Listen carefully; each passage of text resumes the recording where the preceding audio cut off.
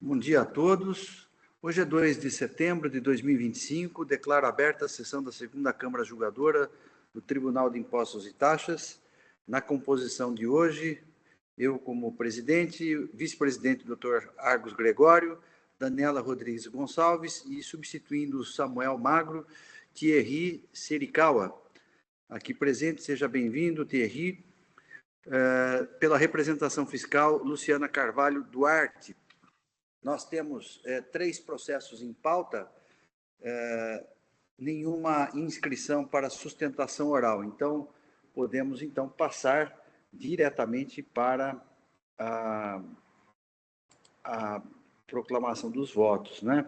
Então, eu vou aqui, seguindo aqui a pauta, começando o processo com o primeiro, droga MX, na verdade, né? Eu sou o relator, é uma retificação de julgado, AIN ao 4, 131, 148.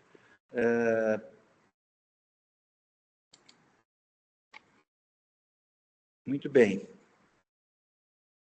Indo direto ao voto, né? Trata-se aqui de 3 acusações fiscais, falta de pagamento de imposto de mercadoria advinda de outro estado da federação, sem acordo com o estado de São Paulo, infração artigo 406-A do RICMES. Itens 2 e 3, falta de escrituração de notas fiscais, obrigação acessória, multa isolada. Tem o item 4 também, nulidade do AIN por erro de capitulação da infração e da multa aplicada. Esses são as acusações fiscais, os argumentos. Foi alegado aqui erro de capitulação, pedido de 527-A, isso tudo foi discutido em sede de recurso ordinário. O contribuinte ele recorre alegando erro de fato, que eu vou passar então ao voto. Então, eu, em face da decisão que negou provimento ao recurso ordinário, foi interposto essa retificação de julgado. Eu começo aqui meu voto entendendo que, para que seja cabível a retificação de julgado, é necessário o atendimento do artigo 15 da Lei 13.457. E, no caso, em análise, não vislumbro erro de fato ou premissa falsa, mas sim pretensão consistente na rediscussão do quanto decidido pelo sodalício, inviável nesta restrita via processual administrativa.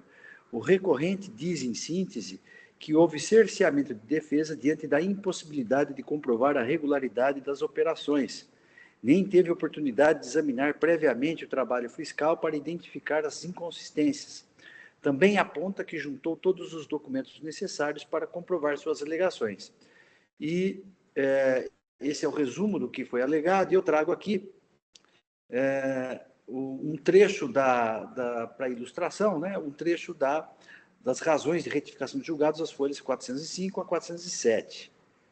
Em seguida, eu digo o seguinte, que, em primeiro lugar, o devido processo legal, através das regras da Lei 13.457, fora devidamente respeitado, tendo sido oportunizado ao contribuinte tomar conhecimento das acusações fiscais, dos documentos que instruíram o AIN, de apresentar defesa e recursos inerentes, bem como de apresentar provas para corroborar suas teses defensivas. Ademais, nenhuma nulidade processual foi indicada.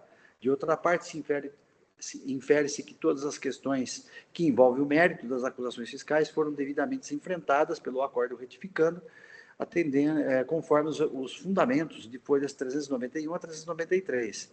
A evidência, a alegação de que foram juntadas provas da regularidade das operações, refutadas pela decisão retificanda, não configura erro de fato. Assim, a mera irresignação da parte em relação ao veredito proferido de forma fundamentada pela instância julgadora adjudicante não autoriza o conhecimento da retificação de julgado. E aqui eu digo que o julgador ele tem que atender aos requisitos do artigo 38, que a decisão deve ser fundamentada, né? E isso foi atendido aqui. As prescrições do artigo 38 foram atendidas, e, diante de todo o exposto, eu não estou conhecendo da retificação de julgado, né? Então, no meu entender, as alegações da retificação de julgado têm nítida intenção de rediscutir o julgado, as provas, o mérito da questão aqui controvertida. Então, eu não estou conhecendo da retificação de julgado, esse é meu voto.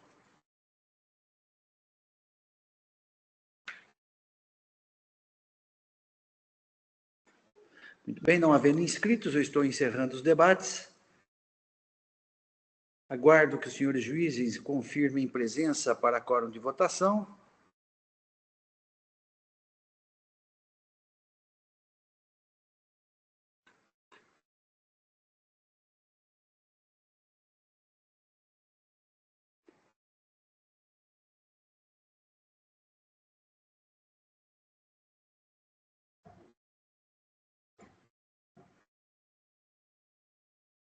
Todos confirmados, processo em votação.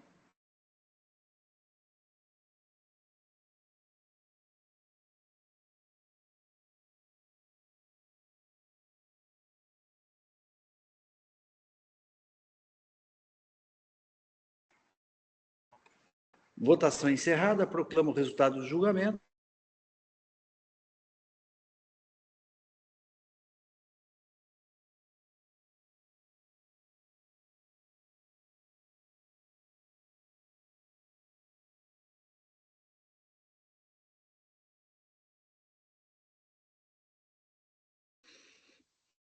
Acho que travou aqui a imagem do presidente.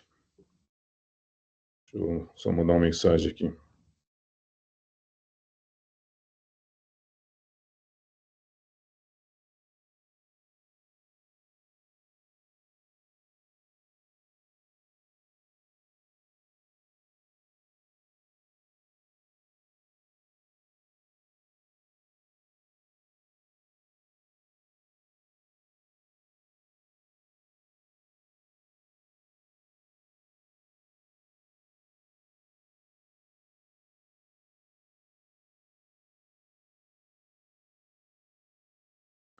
Ele já está reconectando aqui.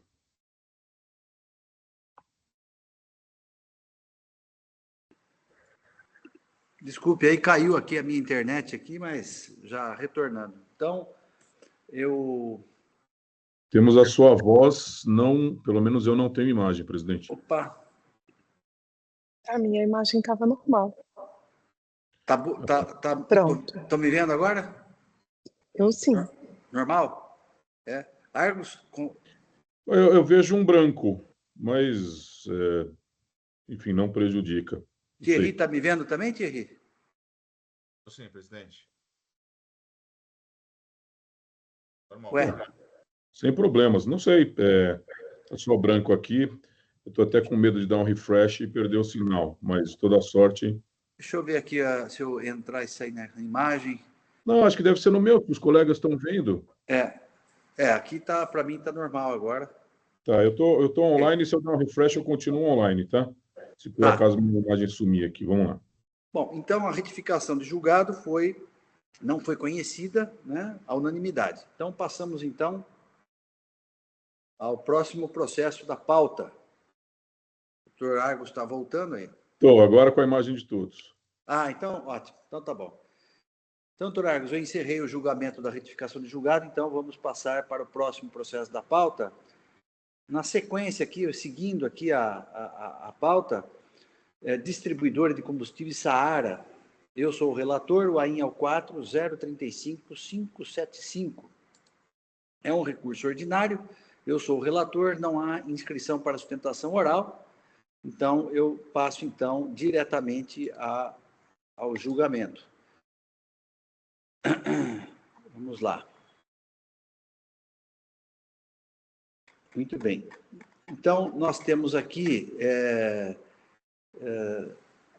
3 acusações fiscais. Os itens 1 e 2 é de ICMS-ST, falta de pagamento do imposto na condição de responsável tributário por falta de escrituração no livro de saída, infração aos artigos 58, 87, 215, 250A, inciso 2, 275 do RICMES. O item 3 é de ICMS-ST, falta de pagamento do imposto na condição de substituto tributário pela emissão de notas fiscais referente a operações tributadas como não tributadas. A infração foi em relação aos artigos 58, 87, 127, 5º, letra B, 215, parágrafo 3º, item 4, 250A, inciso 2, 273, inciso 1 do RICMS. A decisão de primeira instância rejeitou todos os argumentos do contribuinte e manteve integralmente o auto de infração. O contribuinte recorre alegando uma questão de nulidade, né, uma preliminar de nulidade do AIM e diversos argumentos de mérito, né, que eu vou enfrentar aqui um a um. Então, a questão da preliminar por nulidade do AIM por falta de prova, cerceamento de defesa e violação devido ao processo legal. Então, o contribuinte alega nulidade do auto de infração pela ausência de provas para a motivação dos lançamentos fiscais e violação ao devido processo legal, ampla defesa contraditória. A preliminar deve ser rejeitada.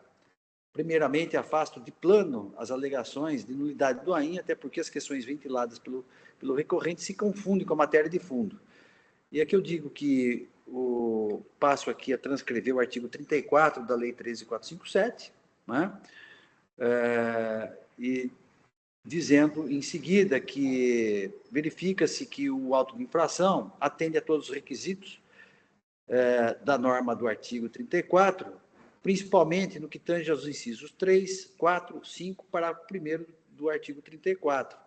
Destaco que a descrição dos fatos pela fiscalização são suficientes para identificar as infrações, tudo corroborado pelos documentos de folhas 3 a 3.705, sendo desnecessário transcrever mais uma vez os termos das acusações fiscais, que me reporto, não havendo qualquer deficiência probatória do ponto de vista formal. O sujeito ativo instruiu o auto de infração com todos os documentos necessários, que são os seguintes, e aqui eu relaciono um a um dos grupos de documentos, que vai desde o DDF até as GIAs de folhas 3.703. As questões que envolvem a suficiência, a qualidade das provas são de mérito, que serão examinadas mais adiante. Por sua vez, o recorrente ora autuado foi notificado acerca do auto de infração por notificação via DEC no dia 16/2/2024, conforme folhas 3.705, apresentando regularmente sua defesa as folhas 3.708 a 3.721, juntando documentos e planilhas de folhas 3.722 e 3.744, bem como exercendo duplo grau de jurisdição através do presente recurso ordinário, mediante judiciosos argumentos e fundamentos. Não há que se falar em nulidade ou auto-infração, a descrição dos fatos, o fundamento legal, a indicação do fato infringido e a capitulação da multa estão claros e precisos. Consta dos autos os documentos de folhas 292, DANF número tal, referente ao item 1, e os anexos dos itens 1 e 2 relativos aos documentos fiscais que envolvem os itens 2 e 3 do AIM. O artigo 72 do Decreto 46.674 de 2002 prescreve que a transcrição de documentos eletrônicos tem força probante para fins de instrução do auto de infração, sendo facultado ao contribuinte a impugnação do respectivo documento fiscal. No presente caso, o próprio contribuinte foi quem emitiu os documentos fiscais em voga, de modo que são desarrazoadas as asserções nesse aspecto. Diz ainda o artigo 72 do Decreto 46.674 o seguinte, que aqui eu transcrevo: como se não bastasse, os demonstrativos 1 e 2, cujos conteúdos não foram impugnados, encontra-se pedâneo no artigo 22 da Lei 13.457, que tem por escopo a racionalização e economia processual, dado que o contribuinte tem acesso aos documentos fiscais relacionados e deve apresentá-los quando solicitados pelo fisco. Artigo 67, parágrafo 5º da Lei 6374/89 e artigo 202 do RICMS. Logo, inexiste defeito de instrução probatória ou cerceamento de defesa, pois o próprio recorrente admite que os anexos 1 e 2 discriminam as chaves de acesso das notas fiscais eletrônicas. Essa afirmação, as folhas 3.772 a 3.773. Vejamos o disposto no artigo 22 da Lei 13.457, que aqui eu transcrevo. E, de mais a mais, o recorrente, neste âmbito do contencioso administrativo tributário, poderia carrear aos autos outros documentos a fim de comprovar suas teses defensivas, além daqueles já apresentados com a defesa. Nessas condições, não se verifica o alegado cerceamento de defesa, normalmente porque o auto de infração preenche os requisitos legais e o direito à ampla defesa foi garantido ao contribuinte, seja em relação ao item 1, seja em relação aos itens 2 e 3, rejeita a alegação de nulidade do auto de infração por cerceamento de defesa ou por deficiência probatória do lançamento fiscal. Por fim, registro que o mérito da acusação fiscal do item 1 não foi impugnado no apelo, tendo aplicação à regra do artigo 20 da Lei 13.457, sem olvidar que as provas dos autos, registros fiscais, notas fiscais, são suficientes para comprovar a infração fiscal perpetrada, como explanado pela decisão recorrida nos itens 11 a 18 de folhas 3.757 a 3.758, que adoto.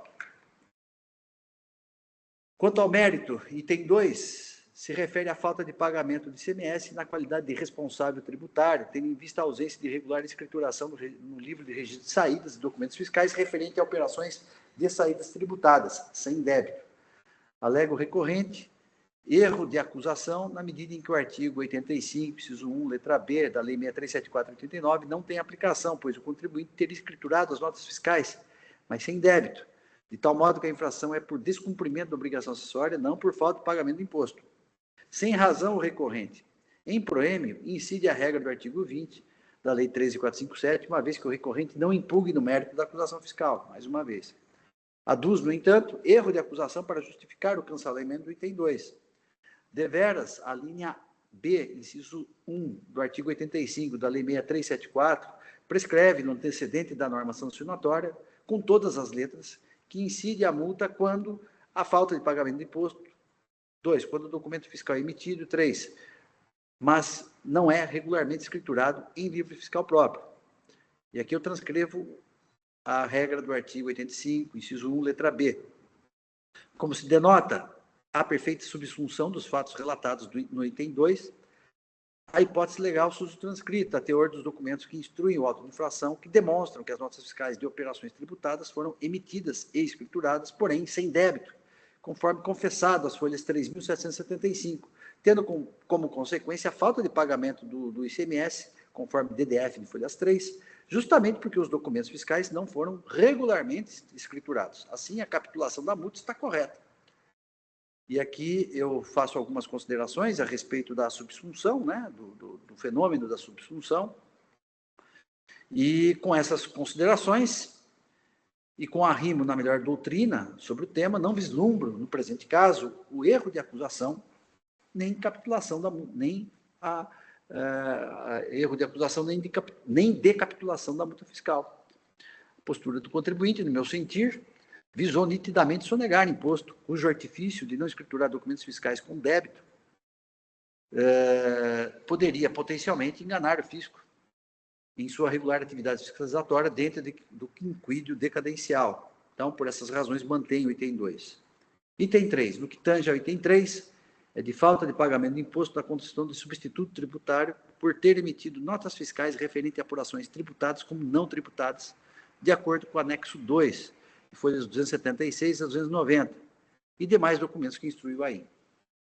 Argumenta o recorrente que não teve acesso aos documentos fiscais a que se refere a fiscalização, prejudicando a análise dos documentos, que tais operações de saídas foram pelo CFOP 5663, por remessa de etanol para armazenagem de combustível ou lubrificante, com destino à empresa Petrosul, Telig e Arais, e que, nesse caso, não há incidência do ICMS, conforme artigo 4º, inciso 1 da Lei 6374, dado que a Petrosul possui atividade de armazém geral, que as demais destinatárias, embora não possuam registro de armazém geral ou depósito fechado, são empresas que prestam serviço de depósito e logística, de tal modo que não é operação tributada, normalmente porque não foi perquirido se houve o retorno das mercadorias. Que assim restou provado que as saídas não são tributadas, pois as empresas destinatárias tinham atividades que permitiam a remessa com suspensão do ICMS. Esse é o resumo das alegações recursais referente ao item 3. A alegação de cerceamento de defesa pelo fato de que o contribuinte não teve acesso a documentos que instruem a auto-infração já foi objeto de apreciação alhures, de forma que esta questão está superada. Quanto ao mérito do item 3, os fundamentos recursais não subsistem. Como se constata dos documentos dos autos, o recorrente é a distribuidora credenciada para operações com etanol hidratado, combustível EHC, nos termos do artigo 418-A do RICMES. Destarte as operações de saídas realizadas pela distribuidora à incidência do imposto nos termos do artigo 418-C do RICMES, que aqui eu transcrevo as duas normas em referência. Por disposição expressa de lei, o contribuinte deveria cumprir todas as obrigações principais, pagamento de imposto e demais obrigações acessórias pelo sistema de débito e crédito, independentemente do destinatário da mercadoria, restando configurada a infração do interesse do AIM, consoante o princípio da legalidade tributária. De outra parte, o contribuinte assevera que não houve infração fiscal, já que as mercadorias foram destinadas a 3 estabelecimentos classificados como armazém geral, teor do artigo 4º, inciso 1, da Lei 63.74/89. Não prospera a tese recursal. Em relação à TELIG e Arais, logística e serviços, o próprio recorrente admite que as empresas não são armazém geral. Logo, não pode ser aplicada a regra do parágrafo 4º, inciso 1. Deveras, o CADESP da Arais, folhas 294, mostra que a sua atividade econômica é de depósito de mercadorias para terceiros, exceto armazéns gerais. A TELIG, CADESP, de folhas 298, também possui atividade econômica de depósito de mercadorias para terceiros, exceto armazéns gerais. Então, para que o estabelecimento possa operar nas atividades de armazém geral, deve ser cumprido o artigo 1º do Decreto 1002 de 1903, que ainda está em vigor. E aqui eu faço várias considerações a respeito da necessidade de que sejam cumpridas os requisitos aqui da referida norma, né, desse decreto de 1906, né? Então, sem a prova da obtenção da autorização especial para prestar serviço de armazéns gerais, não tem aplicação à regra do artigo 4º, inciso 1 da Lei Estadual 6374. Nessas circunstâncias, com relação às operações descritas no item 3 da acusação fiscal, restou configurada a infração aos artigos tais e tais, aqueles relacionados no AIM, né? Pois não foi observado em sua plenitude os requisitos legais, inclusive do artigo 21, capítulo 3, em anexo 7 do RICMES, como eu vou abordar mais adiante.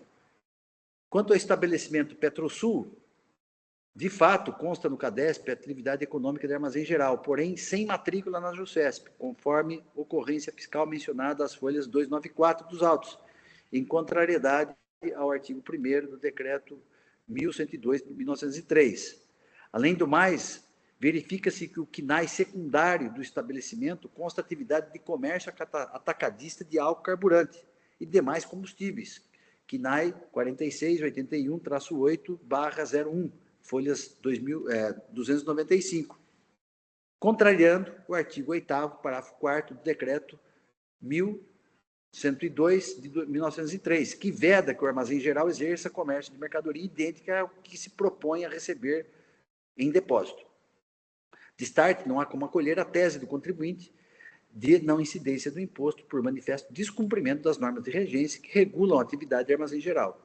Por fim, com relação aos contratos de folhas 3.722, 3.732, 3.722 a 3.732, 3.733, 3.741 e 3.743 a 3.745 são inconsistentes, são documentos, esses documentos que eu falei aqui são contratos de cessão que para tentar comprovar o atendimento aos requisitos do artigo 21 do capítulo 3 do anexo 7 do RICMES. Então, eu estou dizendo aqui que eles são inconsistentes em razão do prazo contratual, da data das assinaturas e da data do reconhecimento de firma das assinaturas. Além do mais, os contratos não estão corroborados com outros documentos para demonstrar o atendimento dos requisitos do artigo 21, capítulo 3, anexo 7 do RICMES, mormente no que diz respeito à adequação das instalações dos destinatários conforme as normas do órgão federal competente, a ANP. Então, o contribuinte ele precisa comprovar que as instalações atendem desse órgão federal, né? Então, esses são, então, os fundamentos que eu rejeito aí, a questão da aplicação do artigo 21 do capítulo 3 do anexo 7.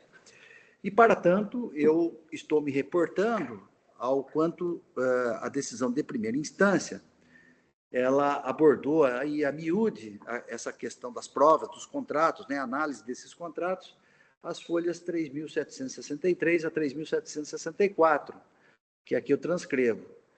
Então, por todos esses fundamentos, eu estou rejeitando o recurso em relação ao item 3. Aqui tem um outro argumento que também é genérico, né, que ele questiona aqui que a fiscalização não exerceu regularmente a fiscalização, que, mais uma vez, ele insiste aqui que a documentação é insuficiente, que não teve acesso. Então, eu na verdade, eu fiz algumas considerações a respeito, mas eu já analisei essa questão, né? Então, tudo isso, principalmente em relação ao item 3, mas também ele é genérico em relação a todos os 3 itens, né, do auto de infração. Então, eu estou rejeitando aqui, até porque os argumentos são genéricos, né? Então, diante do exposto, eu estou conhecendo do recurso ordinário, mas negando o provimento nos termos aqui fundamentado. Esse é o meu voto e o processo está em discussão.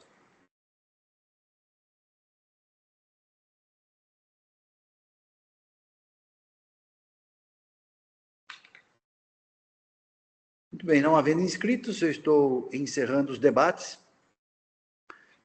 Eu peço, então, que os senhores juízes confirmem presença para quórum de votação.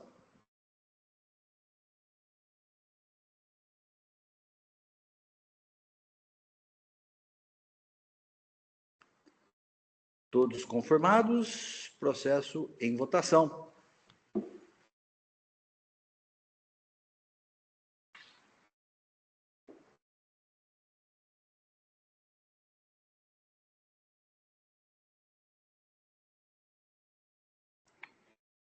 Votação encerrada. Proclamo o resultado do julgamento, o recurso ordinário conhecido integralmente, negado provimento à unanimidade, nos termos do voto do relator. Julgamento, então, encerrado. Passamos, então, para o próximo processo da pauta. O próximo processo da pauta é um processo de relatoria do Dr. Argos, a Aero Trading Aviação Limitada, o AIN ao 5053-107. Não há inscritos para sustentação oral, é um recurso ordinário. Eu passo, então, a palavra ao ilustre relator para que profira o seu voto. Dr. Argos, com a palavra. Presidente, obrigado, bom dia a todos. Cumprimento o presidente, cumprimento a doutora Daniela, também duas boas-vindas aqui, cumprimento o doutor Thierry, a representação fiscal na pessoa da doutora Luciana, cumprimento aqueles que nos dão suporte, especialmente Oswaldo, e eventualmente aqueles que nos assistam. Presidente, este é um caso relativamente longo. Na verdade, são 7 infrações, né?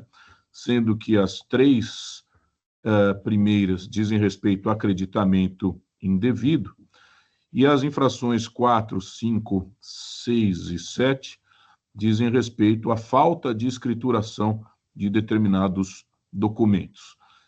Este recurso ordinário foi apresentado diante da manutenção do AIN consoante lavrado pelo auditor fiscal. Foi mantida esta lavratura nos exatos termos pelo juiz de primeiro grau e apresentou aqui, portanto, a parte o recurso ordinário às folhas 1.309, apresentando e trazendo aqui um sem número de argumentos. Então, evitando aqui maiores aborrecimentos, até porque o voto está relativamente longo, eu vou pedir a licença do presidente para ler partes do voto e deixando aqui de fazê-lo com relação a transcrições e coisas do gênero, assim a gente pode ser um pouco mais dinâmico. Pode ser, presidente? Tá, eu vou, como de costume, eu faço aqui menção ao julgamento do STJ sobre o posicionamento do juiz sobre todas as questões trazidas em sede recursal.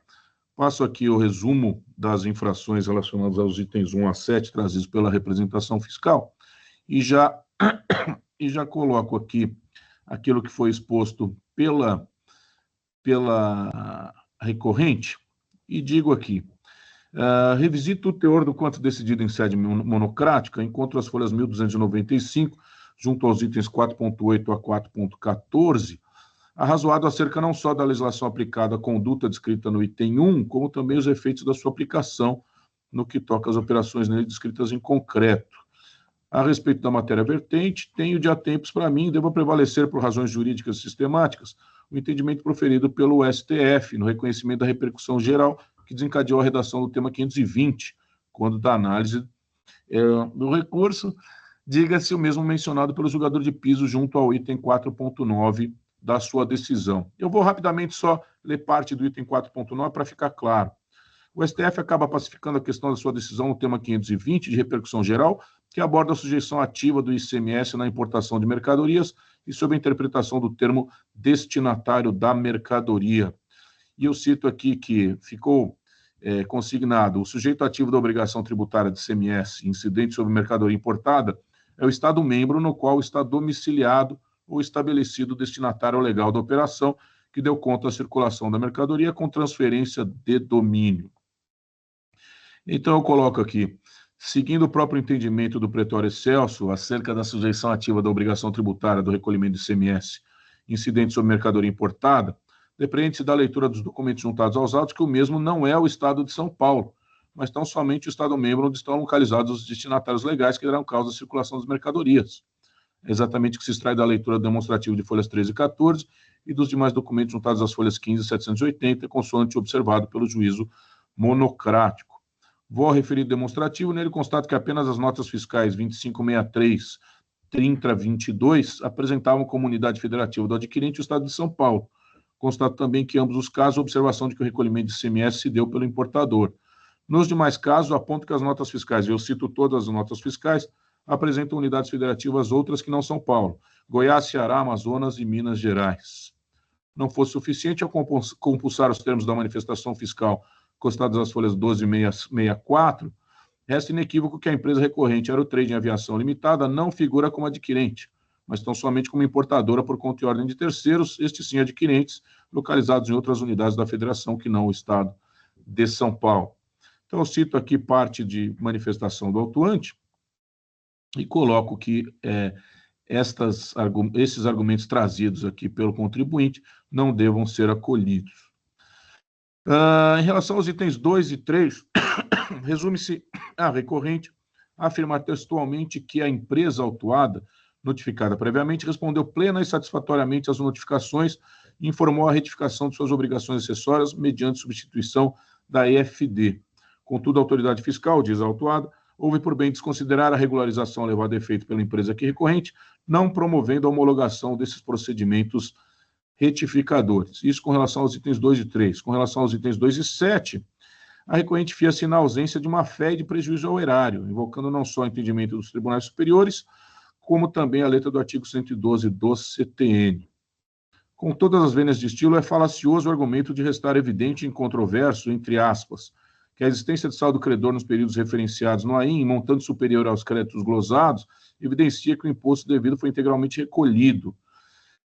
Eu digo aqui isto porque a existência de saldo credor de ICMS evidencia pagamentos de impostos relacionados a outras operações, que não aquelas descritas no presente AIM.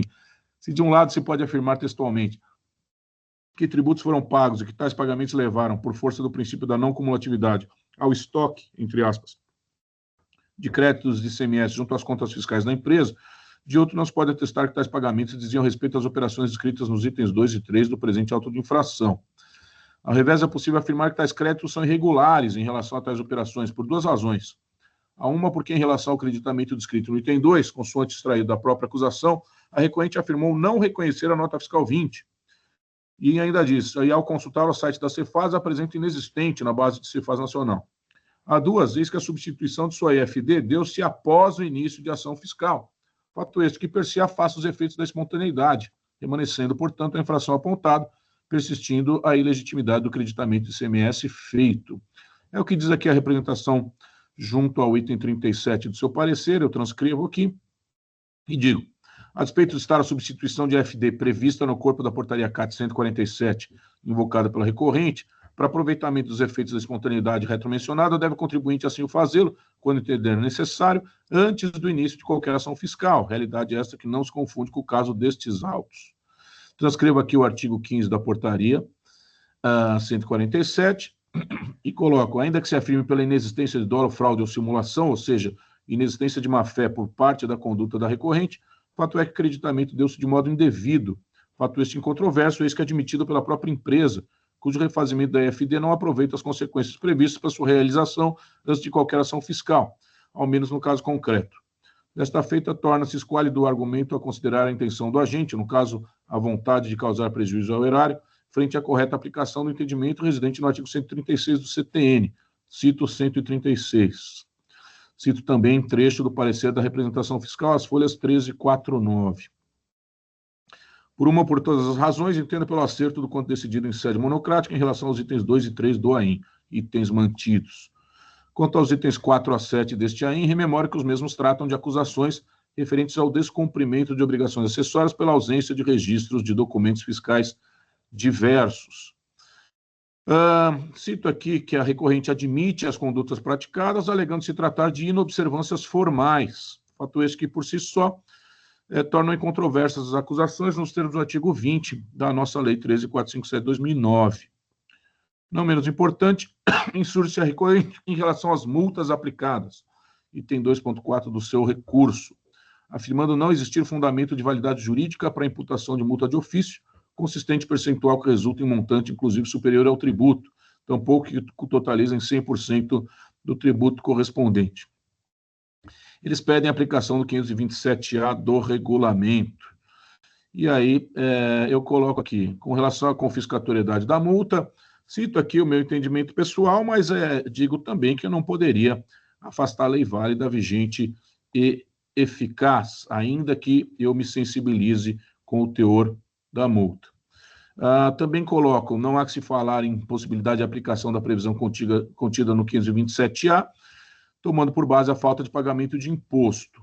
Muito bem, cito aqui todo o interprocedimental que permita ao contribuinte ser alcançado pela benesse prevista no artigo 527-A, cito aqui, e destaco que serão levados em consideração também o porte econômico, antecedentes fiscais e por aí vai.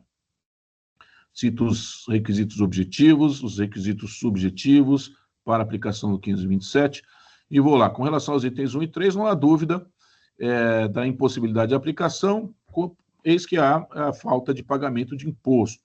DDF de folhas 4 a 9 evidencia o que se afirma aqui. Com relação aos itens 4 e 7, não há falta de pagamento de imposto, mas eu vou checar aqui e passo a observar o preenchimento das condições.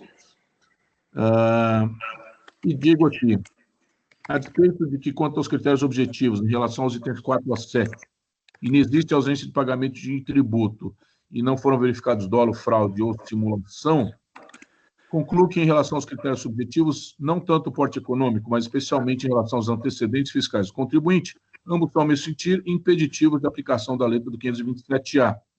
Ademais, vê-se que o senhor é atuante e ficou percentuais correspondentes a 5% a 10% dos valores básicos ou referenciais, o que não constitui exigência exacerbada. Quanto aos itens 1 e 3, dispensam maiores comentários, porque não restou preenchido o elemento objetivo, falta do pagamento do imposto. Com relação aos juros, eu vejo argumentos aqui no pedido, em que às vezes não deveriam nem sequer ser conhecidos, porque já foram aplicados aqui, já foi aplicada a Selic nestes autos. E, finalmente, aqui, em relação à matéria abordada junto ao item 2.5 do recurso, entendo que tais argumentos não devam ser providos, eis que, em obediência ao artigo 1º da portaria CAT 5 de 2008, nenhuma providência de comunicação ao Ministério Público em sede de representação fiscal para fins penais foi ou será feita durante o trâmite do presente expediente, mas tão somente após proferida a decisão final e irrecorrível, o que, per se de plano, esvazia a argumentação da recorrente. Então, por todas as razões, presidente, eu conheço do recurso ordinário para negar-lhe provimento. É como voto. Obrigado, doutor Argos. Cumprimento pelo voto proferido, um voto longo e muito bem fundamentado. O processo está em discussão.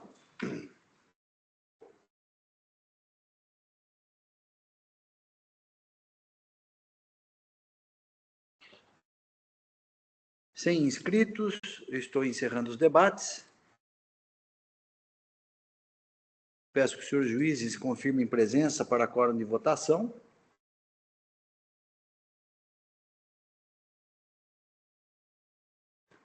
Todos confirmados, processo em votação.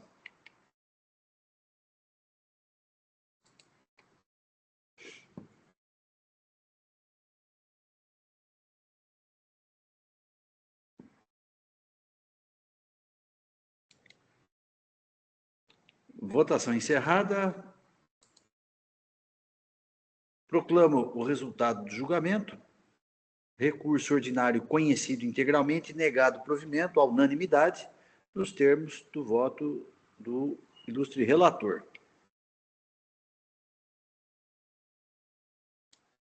Julgamento encerrado. Com o encerramento deste processo, nós cumprimos a pauta de hoje.